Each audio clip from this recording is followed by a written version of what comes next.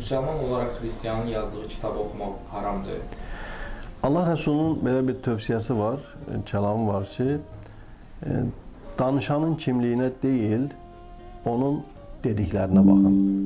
Dodağın necəliyinə deyil, onun arasından çıxan sözlərə baxın. Fərqi yoxdur, kim olursa olsun, əgər o gözəl fikirlər, gözəl sözlər söyləyirsə, biz o fikirlərə hörmətlə yanaşmalıyıq, istər müsəlman olsun, istər xristiyan olsun, istər yəhudi olsun ki, o fikirlərin faydası varsa cəmiyyətimizə, xalqımıza, dövlətimizə, özümüzə və biz o fikirlərdən yararlanmalıyıq və bunun da dəlili necədir? Elmi Çində olsa belə öyrənin. Nəyi öyrənin? Elmi öyrənin. Kimdən öyrənin? Çinlidən öyrənin.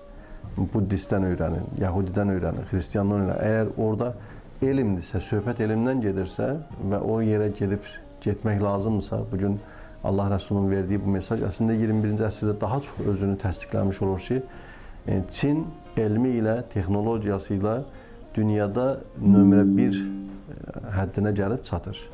Və Allah Rəsulunun mesajı nə qədər yerinə düşür ki, bizə düşən nə deməkdir? Sadaqtə ya Rasulallah. Sən nə qədər doğru buyuran bir peyğəmbərsən. Bir dövr dedin ki, elmi Çində də olsa öyrənin. Yəni, elm Çində hakim olacaq. Elm dünyaya Çindən hakim olacaq. Ey müsəlman, elmdən geri qalma, oxu, araşdır, inkişaf elə.